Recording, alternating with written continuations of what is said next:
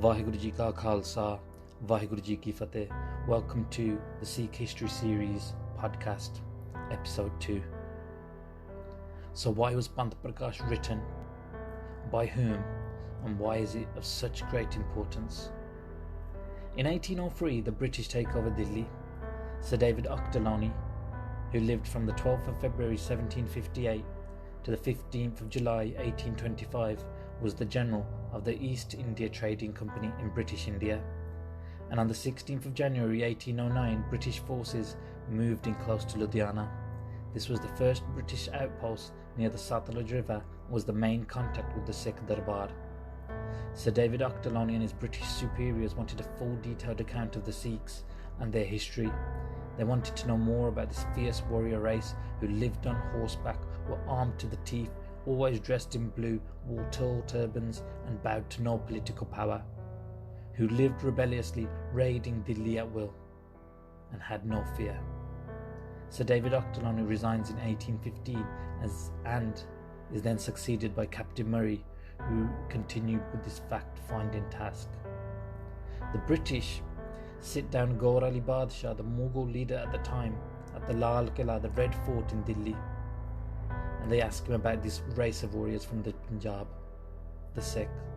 Who are they, and who gave them this way of life? Gaur Ali Badshah lies to the British. He tells them the Sikh and the Singhs have no warrior history, and they are not a brave qawm. They have never done anything of any merit. He never mentioned anything about the great Sikh Gurus and the remarkable history of the Khalsa Panth. He failed to mention about the zulm of his Mughal forefathers and how they murdered and killed the young infant children of Guru Gobind Singh Ji. The English at the time knew this was lies and discounted these false accounts given by Gaur Ali Badshah. They then continued their efforts to write down Sikh history. Being educated historians, the English always double-checked accounts, facts, and cross-referenced the sources of their research. As they were going to send this information back to London and the Queen, they were not going to make any mistakes. Captain Murray, who was tasked with this project, employed Bhutte Shah Maulvi from Batala to write the history of the Sikhs. Bhutte Shah wrote Tarikh-e-Sikh in Farsi. In Ludhiana, Ratan Singh Ji Pangu comes across Captain Murray. He had heard of this task of recording Sikh history and that it had been given to a Mughal by the name of Bhutte Shah Maulvi. Now, Ratan Singh Ji Pangu was the son of Bhai Rai Singh, who was the grandson of Bhai Mehtab Singh, who chopped off Masaranga's head. Rai Singh, Ratan's dad, was married to the daughter of Jathedar Sham Singh, a great Sikh general and warrior of the Buddha Dal. Jathedar Sham Singh was his Nana Ji, and Jathedar Sham Singh saw Guru Gobind Singh Ji Maharaj when they were a child with their father. He was a companion of Nawab Kapoor Singh and he took Amrit from their hands. He was given a talwar and a sword from Nawab Kapoor Singh Ji, and then he actively started participating in the activities of the Khalsa Panth armies. He formed a group of 10 to 15 horsemen and he managed to raise this number quickly to 300, and he had his own little army, and he continued to grow in strength and power. He was one of the great Jathedars of the Khalsa Panth, and we will hear more about him in this podcast as we go on. Ratan Singh was born in Puri Pend and educated. His dada was Mehtab Singh, as mentioned, another great Sikh general and famed warrior. His great-granddad was Hara Singh Pangu of village Mirakot, which is 8 kilometers north of Amritsar.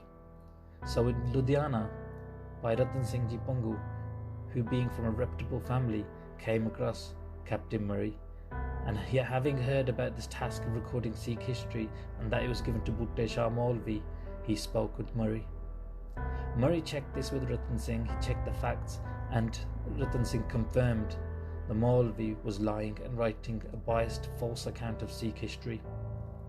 Captain Murray requested by Ratan Singh Ji Pangu to write the history of the Khalsa Panth, and under this request, to prevent a biased false history of the Khalsa Panth being recorded, Ratan Singh Ji took up the pen and this task. He wrote a brief account of history of the Sikhs from the time of Guru Nanak Dev Ji to the Missa period. It is in the Miso period, the time following Guru Gobind Singh, where Bhai Ratan Singh Ji shines as a historian. Because these were the accounts of his elders, the stories of his grandfathers and father. The stories he had been told firsthand by the people who witnessed them and lived through them. He was told these stories from people who were a part of this history, and for the first time many of these Sakya were recorded in Panth Parkash, written around the period that they really occurred.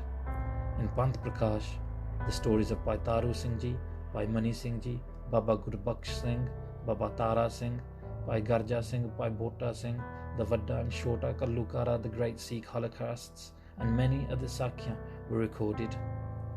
Sri Guru Panth Parkash was completed in 1841 in the Bunga of Jethedar Sham Singh Ji near Sri Darbar Sahib, Amritsar, and from then on has had a monumental place in Sikh history.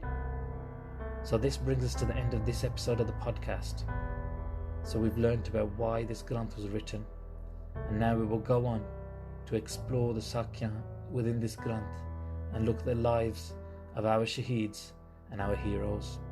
Once again, thank you for listening to the podcast, and please share this and help spread our great history. Vaheguru Ji Ka Khalsa, Vaheguru Ji Ki Fateh.